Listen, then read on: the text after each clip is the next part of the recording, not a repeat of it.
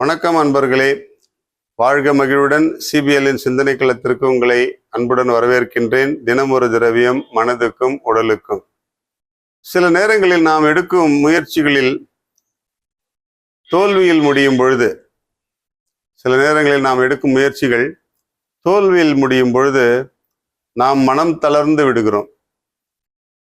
நாம் செய்யும் செயல் நம்முடைய புதிய எண்ணங்களையும் வலிமையும் கூட்ட வேண்டுமே தவிர நம்மை வலுவிழக்க செய்யக்கூடாது என்பதில் நாம் கண்ணும் கருத்துமாய் செய்கிறோம்.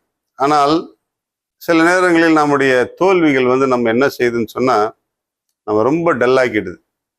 நம்முடைய தளர்ச்சியை அதிகப்படுத்தி நம்முடைய எழுச்சியை குறைத்து விடுகிறது.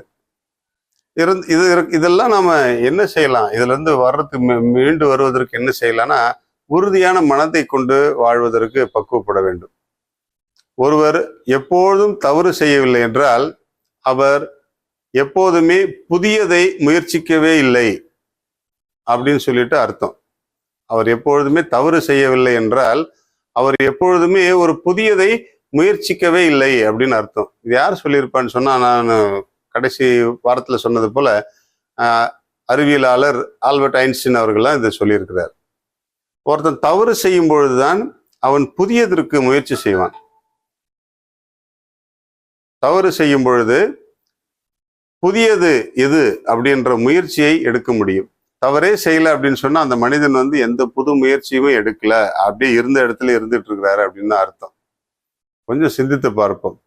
நாம் தவறுகளை செய்துவிட்டோம் என்று வருத்தப்படுவதை விட அந்த தவறுகளிலிருந்து மீண்டு புதியதை கற்றுக்கொள்வதற்கு முயற்சி செய்வோம்.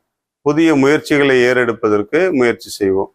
அப்பொழுது நம்முடைய செயல்கள் வளர்ச்சியை நோக்கி, நம்முடைய வாழ்க்கையின் முன்னேற்றத்தை நோக்கி செய்யப்படுவதாக அமையும்.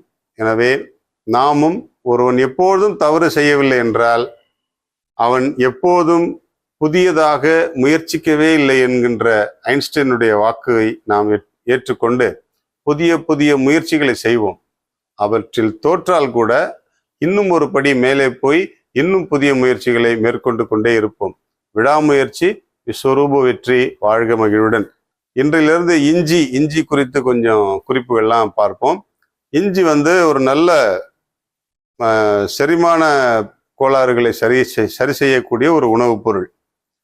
அதில் இருக்கக்கூடிய சத்து எல்லாமே வயிற்று பிரச்சனைகள் எல்லாம் பார்த்து கொள்ளும், நன்றாக கவனித்துக் கொள்ளும். அதனால இஞ்சியை தாராளமாக உணவுக்கு எடுத்துக்கொள்ளலாம். அளவோடு எடுத்துக்கொள்வோம். வளமோடு வாழ்வோம். வாழ்க மகிழ்வுடன்.